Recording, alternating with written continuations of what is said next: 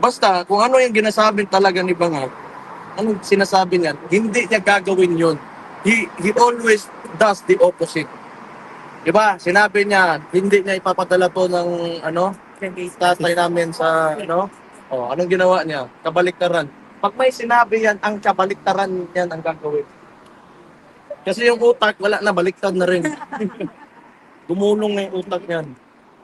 Ngayon, anong masasabi niyo tungkol doon kay yung bangayan ngayon between Torre and Napolcom na nagkakaroon sila ng konting dahil ba sa tingin niyo sa yabang ni Torre kaya nagkakaganyan? Pera yan. Pera. Hindi ko lang alam saan nila o anong pinapagawa yan. Pero pera talaga yan. Basta mga ganun. Walang iba yan. Pera yan.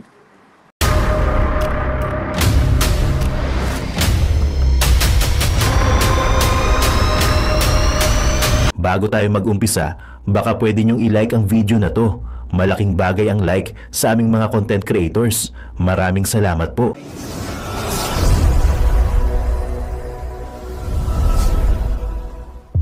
Hindi ako mahilig talaga ng long flights eh. Buhay ko. Kaya most of the time pag nagpapakasyon ako, isa lang. Kasi maganda rin naman yung mga lugar natin dyan sa Asia. Hi, Kitty. Hi. Ito, inatay ka niya. Dapat ha? So, Mayor, nakumpleto ba ho kayong apat ngayon sa bisita? Hindi. Kami lang tatlo ni City, ang kapatid ko si Pulong, tsaka ako. Okay.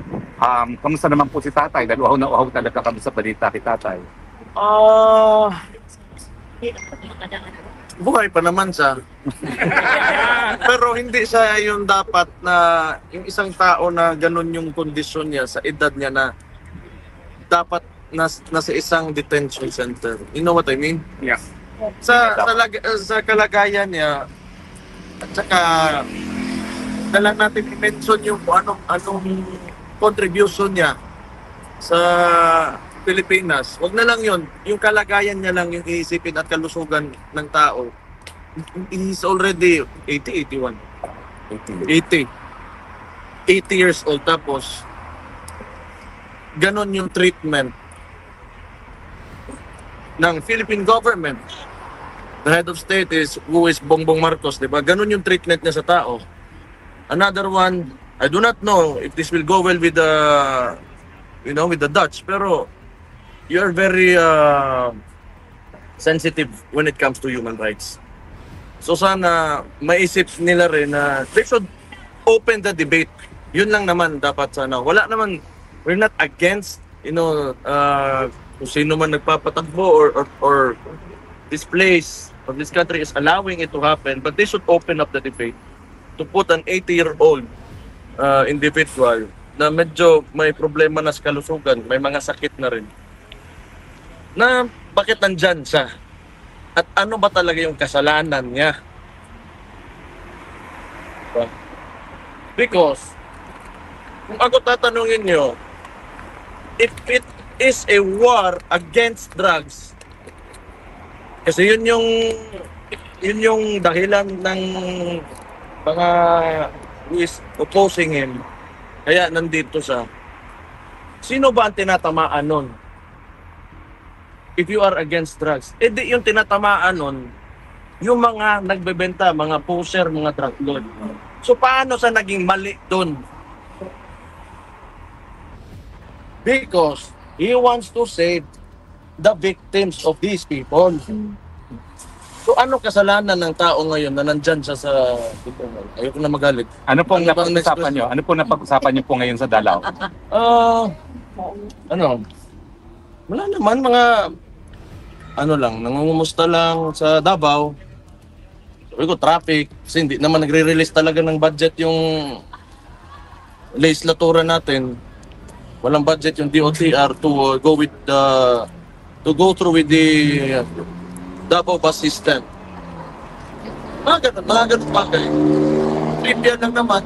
Tapos, balita sa pamilya. We're talking about mga apo niya. Wala naman masyado. Wala pong current affairs kaya napag-usapan politiko sa Pilipinas. Wala naman. Wala mga bagong ngayon. na mga bagong tawag dyan. Yung nabubuking na mga kabit pala o ano dyan ng mga artista ng iba. Sige po, questions po. Mayor, good afternoon. May iba po tayo. Salamat po sa update kay Tatay Digong sa ano nito. Your comment po, Mayor, ongoing sa tungkol po sa ongoing investigation sa flood control projects. So anong basa niyo dito, sir? Sa tingin po ba ng ating papapanagot ang mga nasa likod ng katulaan kaugnay sa mga kasabing proyekto? Alam niyo, tingin ko lang ba, okay man, sabihin na natin. Kasi si PBM kasi, akala niya mabango siya sa ginagawa niya. When in fact, sa chain of command, siya yung nasa taas. And for the past 3 years, he allowed that to happen. So whose responsibility is that? So ngayon, mag-e-expose siya na kunwari ng mga congressman niya na under din naman sa kanya because you're the president. Ikaw pumirma ng budget na yon. Tapos ngayon, sisisihin mo sino? Yung mga nagpasa ng ano? Bakit? In the first place, bakit mo hindi sinigurado? Kasi pinagyabang mo yan sa pangalawang SONA mo na may 5,500 flood mitigation projects ka. Tapos ngayon, nagkaganon. Tapos sisisihin mo yung ibang tao. Ikaw yung presidente. You're the executive ng buong bansa. Responsibilidad man yun. If there is someone to blame, that will be him. Okay naman, kasi yung mga ibang politiko ngayon, ginagawa din nilang plataforma. So si Magalong, nag-a-align sila, but yung kinakalaban nila are the congressmen. Why not ask, or question the president himself? Correct. Kasi dinadivert tayo dyan sa mga congressman na yan, cooking show ba? But sino man yung responsable talaga ng lahat? Sino pumirma ng budget? At sino implementing agency? It's DPWH, that is under the president. Yes. Correct. Mayor, ano masasabi niyo doon sa sinabi ni ni BBM na useless? Itong mga nakikita niya. I think yung nakikita niya useless daw yung mga Proyekto. Kasi useless na nga. Kasi useless niya. Maging useless talaga yan because wala kang directive eh. Dapat simula pa lang ng termino niya, he should have said and instructed everybody, umayos kayo. Huwag niyong galawin yung pera ng taong bayan. Kasi yan, tayo lahat, papayat ng buwis, lalagay dyan, gagawing infrastruktura, kailangan maayos, walang masisira dyan. Ano ang unang ginawa niya? Dinismantle niya yung PACC. Yan yung watchdog ng corruption. Oh. So, who's responsible na? Siya. O itong mga nag-iingay ngayon, that is yung sumasakay sa plataforma, kunwari ng presidente na may expose siya, you ask the president himself. He is the only one who can fix this. Hindi yung pagtuturo niya sa mga congress, it will not fix anything. It will not fix anything. And isa pa, 3 taon na siyang nakanganga, kaya nangyari yan. So kaninong kasalanan yan ngayon? It will only happen if you allow it to happen. Ngayon lang na gano'n na, tapos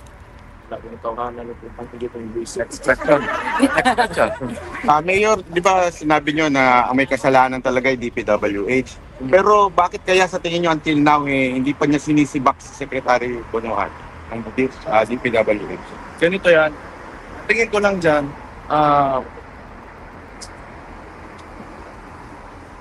pag yan, yung issue na yan, nawala lang na parang bula. Kasi ginagawa niyang press release yan ngayon PR stunt niya. Na pupunta sa doon, gano'n, may nangyari talaga. Tapos walang makukulong sa congressman, kahit sinong politiko, walang makukulong sa mga flood projects na yan. Ibig sabihin, palabas lang yan lahat. Diba? Kung serious talaga siya, sabi niya na, di ba?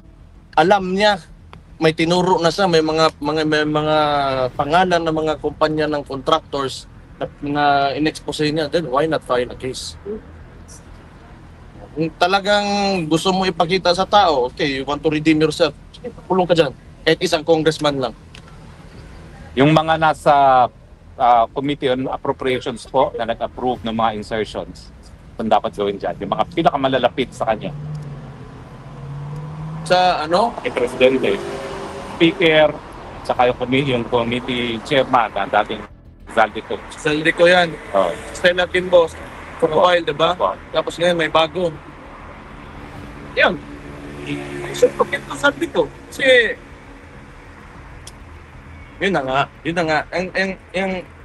Pag tumahimik yan lahat bigla, tapos wala talagang resulta, concrete result, na may nakulong, may nakuhan, somebody filed the case against somebody, cooking show. Cooking lang na. Mayor Baste, on a different matter, sir, may you share to the entire Filipino community what's the reason behind why your father summoned his 4 children to appear before him for a family visit? If it's possible only, sir. Naman talaga, siguro gusto niya talaga, nakita niya kaming lahat. Wala man siya sinabi specific talaga na reason. Ikaw, alam mo? Nag-text lang siya bigla ng isang, through call yun. Tapos, ako ang bigla dito sa inyo. Tapos, tumawag ko sa tapos sa Out of no nowhere lang. serious reason actually. It's just, Out of nowhere, gusto niya lang na tunan niya lang ng strength. Thank you. Matutupad po kaya yon na makita niya kayo kayong apat this week? Tomorrow? No. 29. 29 tomorrow. Dili ba? Tomorrow. Within the week. Within the week. Is there a message from the former president sa lahat ng mga milyong-milyong supporters niya na until now, almost 6 months already, still coming outside the ICC detention facility? Hindi pa ba daw kayo napapagod? Hindi. Can you tell him tomorrow that we will never be tired? Sinabihan ko, hindi talaga yan titigil hanggat hindi ka makakalabas. Ngayon, papunta raw dito si Trililing. Mag-aabot pa kayo dito? Trillanes? Oh. Ano na to? Kaya,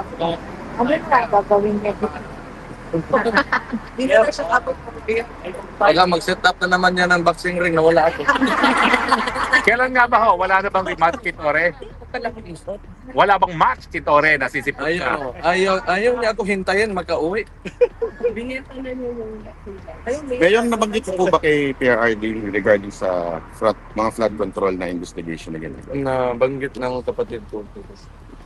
Wala naman siyang comment. Ayun na nga. Kasi alam ko kasi mayor ako. Costing ng project, yung proyekto tama ba, hindi overpriced, hanggang implementasyon, yung process talaga kung paano ka gagawa ng project. Pag sinunod mo lang yan, hindi masisira yung mga tinatayo mo na infrastructure. Anton, meron ka pa? yes, Mayor, mas na lang po. With regards po sa public and private partnership, para po natin ang gagawa ang natin report. At ang companies and openly group and kami ang sort of informed. Ay interested po ito sa operate through private-public partnership or APP. Sa Davao National Station, Secretary. So, welcome po. Okay, so maganda na tinanong mo yan kasi for the longest time, hindi kasi ako kasi ginagawang propaganda against my term as mayor sa LGU, yung airport na yan. But in fact, CAAP yan. It's a national agency, under rin sa national agency, CAAP. Tapos, dapat ililipat na yan na maging sa region. Become Davao regional airport. Under the region na siya. May board yan under ang mag-a-appoint yung Regional Development Council. So, ito mga kalaban natin, yung mga hindi naman kalaban talaga, pero yung mga naysayers natin, nasabi nila na Davao City is not taking care of that airport. pangit daw, ganun. Hindi naman talaga yan responsibilidad ko. Nandyan siya sa Davao, but it's for the region. So itong papasok ang tingin ko maganda kung Changi Airport talaga yung mapipili ng PPP. So otherwise, yun yung the other two, Gokong Way Group. Gokong Way, Sa Kapila. Pininvest. Wala naman akong problema yan sa dalawang yan. Pero ang trabaho talaga ng Changi Airport is gumawa ng airport. Yung Pininvest, land development, di ba? Si Gokong Way, Cebu Pacific, so meron sila mga aeroplano. But if you look at Singapore, at yung airport nila, it's one of the best in the world, if not the best. So, sana, kung interested talaga yung Changi, pero it's a national decision. Hindi yan sa local. So, patagal na yung ganun, siguro dahil di rin nila inaayos, alam niyo na si Tintin, pag may magandang mangyari sa Davao, magagalit si Tintin, tsaka yung Bangag. Ay, salamat. Bangag. Gamitin natin yan pati. Sa tingin niyo po ba may pananagutan din si Speaker pagdating dito sa flood control? Kasi halimbawa po, yung sa Negros, di ba, tinanggal nila si Arnie Tevez. Ngayon, yung dating budget ni Arnie Tevez doon for the whole district is 2 billion. But now, under dito ngayon, binigay kay Speaker yung responsibility sa Negros na 1.9 billion, allegedly yung palang ay flood control. Wala pa yung iba. So, may pananagutan kaya dito si Speaker na sa mga flood control na ito? Ano sa tingin ninyo ang opinion niyo dito? Sinabi kanina, mula talaga dyan sa pangalan ng committee ba na yun? Appropriations. Dyan mo makikita kung paano nila inallocate yung and kung makita talaga may tinayo or kung may tinayo substandard o talagang tinayo, gano'n. Probably. Pero alam nyo, actually somehow tama naman yung sinabi nila na they cannot investigate themselves. Tama yun. Kasi talaga alam nila na wala silang tiwala sa mga sarili nila. Ano? Andyan naman yung executive, kaya nga presidente talaga dapat ang tatanungin. Kailangan niya, kung serious nga talaga to saan niya? Mayor Baste, do you have a message to the entire Filipino community supporting your father? Mahal na mahal ko kayong lahat. Mahal na mahal kayo ni Rode, Panako. Kaayod. Salamat sa lahat. Suportan nyo, mabuhay kayo. Huwag kayong titigil para sa tunay na pagbabago. Andyan na tayo. Ituloy-tuloy lang talaga natin to. Nakita niyo na yung transformation. Midterm elections, maganda yung resulta natin. Hindi ko lang alam kung bakit nakalusot yung dalawang LP na yun. Magandang lumabas ng bahay. Pero the Philippines, the country is evolving into something better. Kita nyo yan. Kasi kami sa Davao, matagal na kami. Di kami gumagamit ng pera. Eleksyon. Ang sinasabi lang namin, kung may magbigay ng pera sa inyo, tagapin nyo. Pero sino yung tingin nyo? Yung mismong kandidato na makapagbigay ng pagbabago, na mga magandang maayos yung lugar nyo, yun yung piliin nyo. Kasi yung pera niya, ginauto lang kayo ng mga politiko na yan. So yan, nakita natin, we've observed that nung midterm elections. Na kiniklaim pa talaga ni Bangag na okay daw yung resulta. Pero yung nagsimula yon, ang pinagyabang niya 12-0. Basta, kung ano yung ginasabi talaga ni Bangag, anong sinasabi niya, hindi niya gagawin yon. He always does the opposite. Diba? Sinabi niya, hindi niya ipapadala to ng tatay namin sa anong ginawa niya? Kabaliktaran. Pag may sinabi yan, ang kabaliktaran yan ang gagawin. Kasi yung utak, wala na, baliktad na rin. Gumulong na yung utak niyan.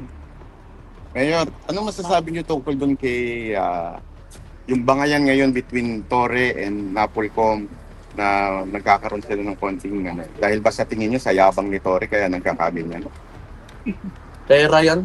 Pera. Hindi ko lang alam saan nila o anong pinapagawa yan. Pero pera talaga yan. Basta mga ganun. Walang iba yan. Pera yan. So, Mayor, hindi lang natin alam kung ano talaga. Pero usually. Kasi magkaiba naman sila ng role. Hindi mo naman pwede yung di ba? Pera yan. Mayor, may question na po. Kasi ngayon nasa spotlight si Vizcaya. Kasi di ba, malaking contractor. Now sabi niya, sorry ko na lang yung bahay. Na lahat ng court ko na nakakotse. So pag ginawa mo, that's it. When you return everything, I do not know what the law is. But that doesn't mean you do it. Diba? Hindi ibig sabihin na sinauli mo, kunwari, ninakaw ka, tapos sinauli mo, hindi ibig sabihin nga, hindi ka nagnakaw. Diba? Ganun gagawin. Susuliin na lang nila. I think siguro, ang defy judge ang sa niya. Kung aamin sa nag-guilty siya nun, probably. But I'm not a lawyer, I cannot answer that. Mayor, do you have time? Excited sila magpa-picture sa iyo. Ito yung araw na parang ang dami-daming first-timers ngayon. No? Maraming salamat sa mga first-timers. No? Okay lang na magpa-picture sila? Okay lang. Picture lang, line up lang po tayo doon.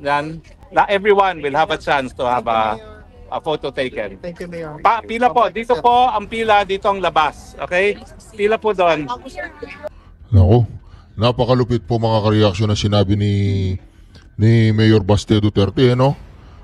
Kay Bangag, bumaliktad na daw po ang utak, baliktad daw po ang sasabihin niya doon sa kanyang, baliktad ang gagawin niya doon sa kanyang sinasabi.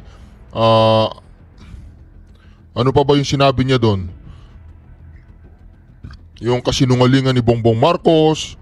Kaya mga ka-reaction, dito po alam po ninyo talagang nararamdaman po natin ang init ng ulo po ni Mayor Baste, no? Kung makikita po natin talagang maramdaman po natin yung panggigigil, no?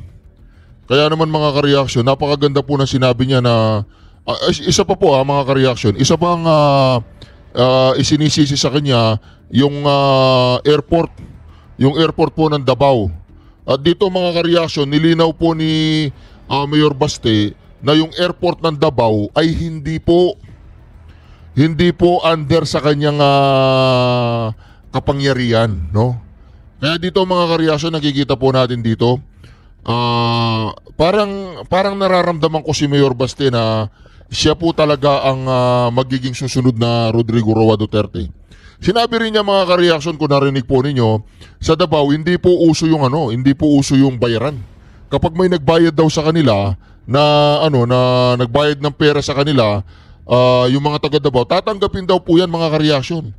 Tatanggapin yung pera. Kaya lang mga ka-reaction, kahit tatanggapin yung pera, ang utos daw po ng mga Duterte sa mga tao, tanggapin yung pera, pero hindi po nila iboboto yung nagbigay ng pera.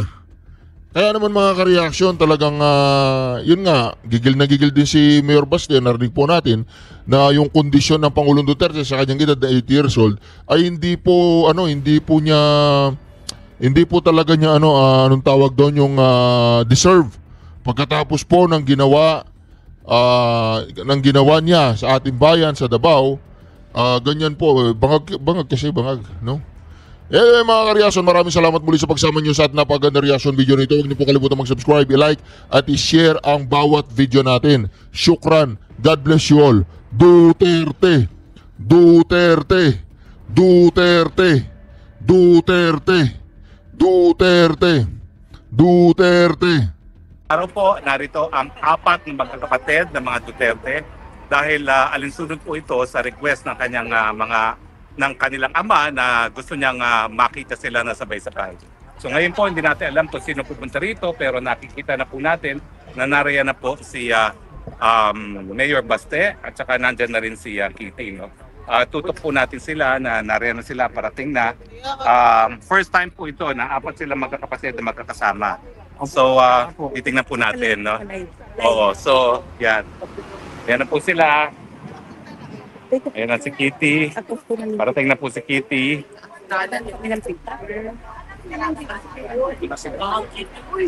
Nandyan ba ho si Bastiren? Kanya to live ito. Yan, si Kitty. Ayan na po sila. Maraming salamat po. Taga saan po kayo? Wala po kami, Paris. Paris. Pwede ba kung kayo nang mag-live? Photo out. Tapos ako nang magpa-picture na lang tayo mamaya, ha? Sige po. Ako po nga hawak lang, ha? Oo. Yan. Happy birthday. Ha? Bakit happy birthday? Bakit happy birthday? Celebrate tayo. Ha? Celebrate tayo. Ano bakit happy birthday? Dapat sige. Hi! Hindi sila makapasok kasi meron silang special na anak eh. Share the Yan na. Ito yung natin sila, ma'am. Ano ba kayo? Sila. Malapit na sila. Yan na sila.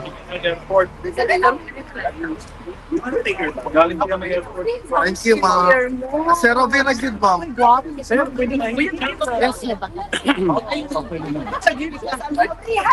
Ito po tayo ha, mamaya ha. Bahala na kayo ha. Okay pa. Yan. See you, sir. Ma'am, I will be giving you pins later. Okay. Tony. Hi. I'll be restoration, sir. No problem.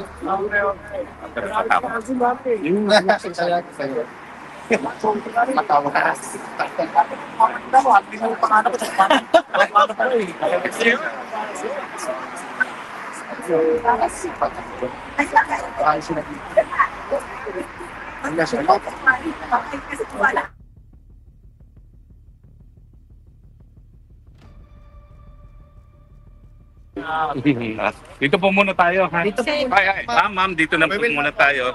Dito muna tayo. Dito tayo. Dito tayo lahat. Dito tayo. Lapit ko kayo para marinig kayo ha. Dito po. Yan. Sir. Sir, may picture lang tayo dito. After ng ano. Hi, Mayor. Dito po. Dito po. Bapo ni Mayor ngayon. Okay. Magandang araw po sa lahat. Toronto. Sidata. Ako tawagod. Yan, oo. Well, magandang umaga po, Mayor. Magandang umaga po sa lahat. Si Kitty. Darating po si Kitty, no? Nandyan po sa ano, attorney, sa labas. Nasaan na? Nandyan. Sa labas. Pangit ko picture, no?